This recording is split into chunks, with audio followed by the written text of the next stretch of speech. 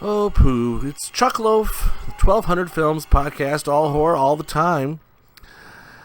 In the last episode, I made a reference to the crazy, insane music that would play during one of the attack scenes in The Entity. Well, I found it.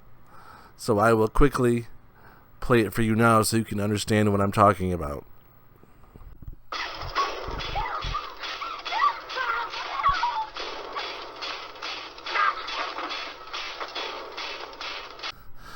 Yes, that is what you had to hear every time there was an attack scene in the film The Entity.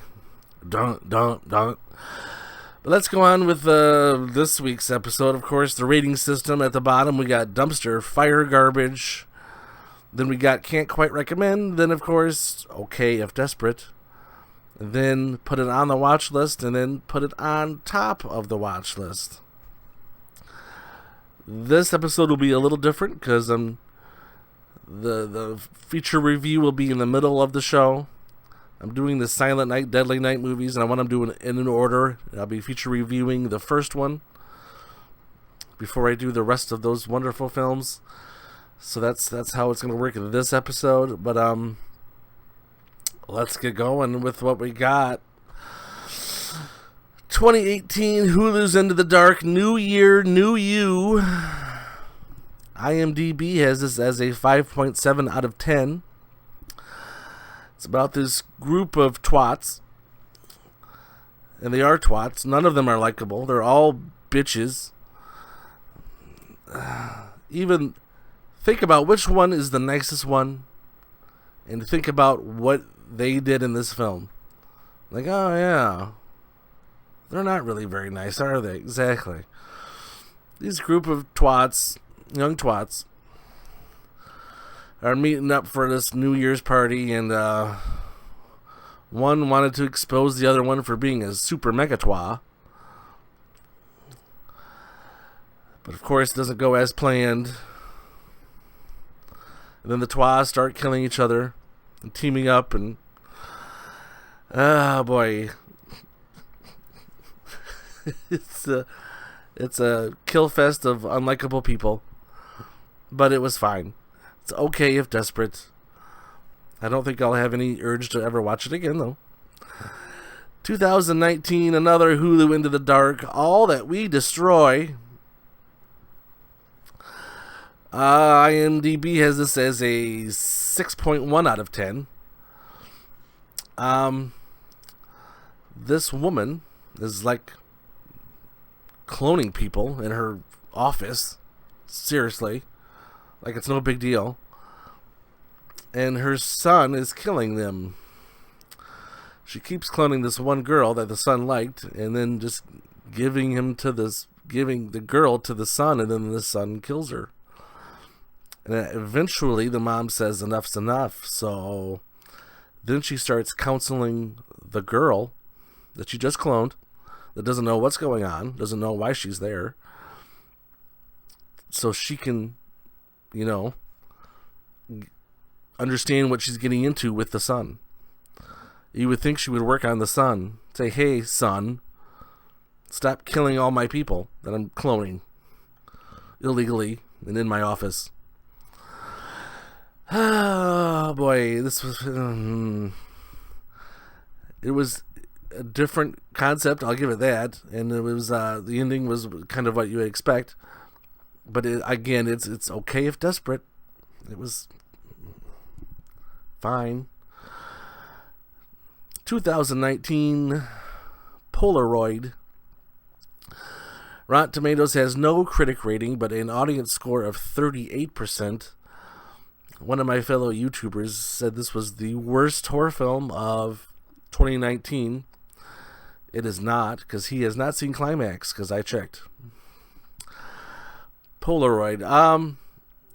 Basically, this chick finds this old Polaroid camera from the 70s at some thrift shop. Apparently it's haunted. And whoever it takes a picture of, they're cursed, and they end up getting killed. So, of course, they all clutter in. She takes the Polaroid to this party. They all clutter in this big, huge, super selfie And then they all start dying one by one, and she's got to figure out what's going on before she's next. Because she was in the picture, the main girl, whoever the hell her name is. But still, if you're into teen screams, this would be okay. If not, again, gosh, I can't quite recommend this. This would have to be, definitely can't quite recommend. Unless you're really desperate. Gosh. But it wasn't the worst. It wasn't the worst film of 2019, goddammit. But let's go to our feature review, 1984, Silent Night, Deadly Night.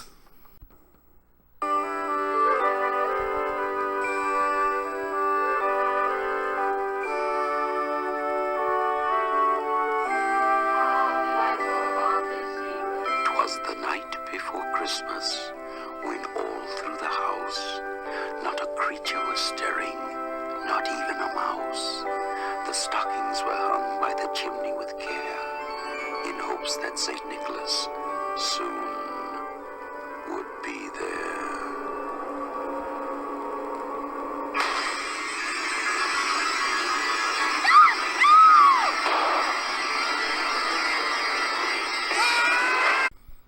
Silent Night, Deadly Night. Critic rating 32%. Audience score of 39%. This film, can't believe I haven't seen this. Well, I know why I haven't seen it, because I thought it was stupid when I first was exposed to it as a small child and thought, there's no way. Wow. Okay. It starts with this horrible, evil Santa killing these parents of these two small children. And the one kid's like 5, the other one's just barely a toddler, I guess. And the oldest one saw it all. Saw his parents being gunned down right in front of him. And so he's a little altered. So then it fast forwards a couple years, and they're both at a orphanage. And then whenever Christmas comes around, little Billy, that was his name, little Billy. Billy gets a little tweaked, a little off, and he's, bothered by the Christmas atmosphere. So then it fast forwards another few years, and Billy's 18 now, and he looks like Zach Morris from Saved by the Bell, even though this took place 10 years before Zach Morris. That's what he looked like. So, and he's working at this toy store. He got a job there. What are the nuns at the orphanage got him a job there. So he's stocking toys. And then they're going to have a thing where the kids come in and visit Santa Claus, Well, the Santa Claus doesn't make it. So then Crazy Billy, who looks like Zach Morris, is going to play Santa Claus. And as soon as he puts that costume on, he changes. He changes into the killer that he witnessed many, many years ago and goes on this killing spree. And that's basically the synopsis of Silent Night, Deadly Night. I checked on most everyone in this film was an established character actor that I've known before, but the Zach Morris looking kid, I checked into him. He did like some soap opera for a while and then he just disappeared. But I guess he does like Comic-Con stuff now that he's in his 50s. So if you want to meet him, you can go to a Comic-Con and get an autograph. But yes, and this film also has one of the best kills of all time. The sledding scene, oh my god. That was brilliant. And the ending, which was okay, ended up being ripped off by Halloween 4 about 10 years later. Oh, wow. But this goddamn film's a classic. I don't care what anyone says. This is good stuff. It's campy, yes, but it's awesome. It's 80s gold. Definitely put it on top of the watch list. Now let's get to the other ones. Oh, 1987, Silent Night, Deadly Night, Part 2. Critic rating of a phenomenal 14%. Audience score of 29%. I was warned that this film is basically a recap of the first one, and holy mother, they weren't joking. The first probably 30-35 minutes is all recap. This time, it focuses on the younger brother. The one that was a toddler in the car when the parents got gunned down. Yes, by the crazy Santa. Well, now the younger brother apparently went on a killing spree, and now he's in jail and being interviewed. And this is what's happening. And it's, yeah, there's about three sets in this whole film. This film must have been made on $5 because, yeah, there was the prison, and then there was one out in the neighborhood, and then the ending, and that was about all the sets I could think of. So this film must have been 10 cents to make. Boy, but it was not good. If the younger brother had a chance, because he himself was portrayed fine, but it just didn't have a chance to get going because it was all just a recap. So I would say definitely dumpster fire garbage for part 2. Part 3. 1989 Silent Night, Deadly Night, Part 3, subtitled Better Watch Out. No critic score, but an audience score of 13%. And this one does not focus on the two brothers. It focuses on the original Santa killer from the first one. And yes, there are some recap scenes from the original. Not that many, but a few. This blind chick apparently can get into people's minds when she's sleeping or whatever. And she gets into the mind of the original Santa killer, who's in a coma, I guess, from the first one. And of course it revives the killer, and he goes on a killing spree, and can barely walk and moves at about 0.0062 miles an hour, and his brain is basically exposed on top of his head with a little glass jar over it. But he goes on a killing spree. And, yeah, still wasn't that bad. I'd say okay if desperate, but good luck getting through part 2. Let's move on. Oh my God, 1990, Silent Night, Deadly Night, Part 4, Initiation. Again, no critic score, audience score of 19%. This was so bad. And I'm 50% sure that I stayed awake through the whole thing, but I may not have. But it doesn't matter. This has nothing to do with the first 3. Not really.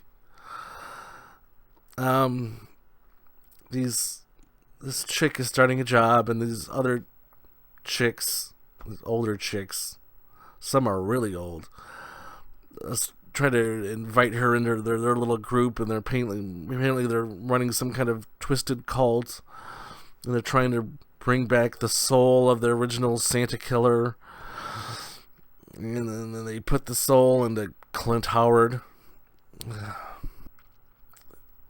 Nothing about this film is good. Nothing. I guess the first kill scene in the first 5 minutes was fine, but after that, boy, right downhill to 0. Dumpster fire garbage, absolute. Gosh. And then we go to 1991. Silent Night, Deadly Night, Part 5, The Toymaker. Again, no critic rating, audience score of 25%. I'm not even certain this was meant to be a Silent Night, Deadly Night film. I think they just slapped that title on there to get a couple more people to check it out.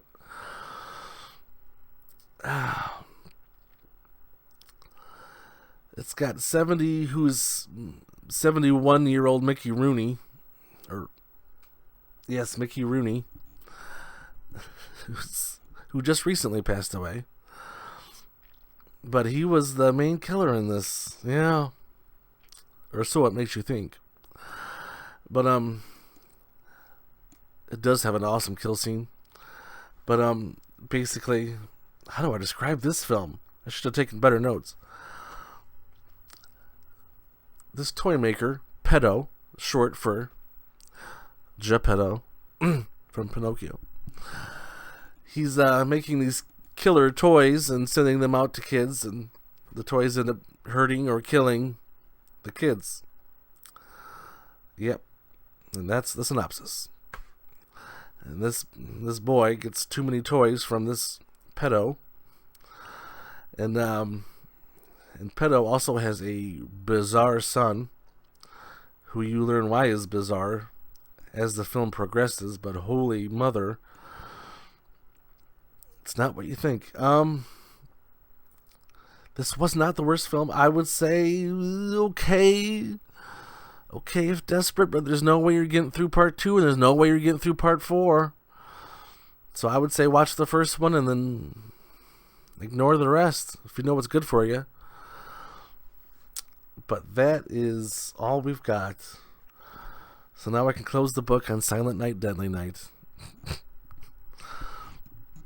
On the next episode, we will have our first 2020 film. Whoa, yes, called The Marshes. And then we will have Bloody Disgusting put out a list of horror films you may have missed from 2019. And they had one on there that I had never even heard of called Antrum, the Deadliest Film Ever Made. That's the title of it. So we'll be watching that because I found it. And then with all the hubbub of the new underwater movie about the chick in the water, monsters, I read an article about all the late 80s, early 90s underwater adventure, scary sci-fi movies that came out at that time. At about the time of The Abyss, because they were all trying to beat The Abyss to the box office. And I remember The Abyss clearly, but all these other ones I may have seen, but I don't remember. The Rift, Deep Star 6, Lords of the Deep, and Leviathan. We'll all be checking those out. They sound familiar, but I don't remember them clearly. I couldn't tell you anything about them or how they differ from The Abyss. So we'll check those out, maybe a couple more, see what I find. So until next time.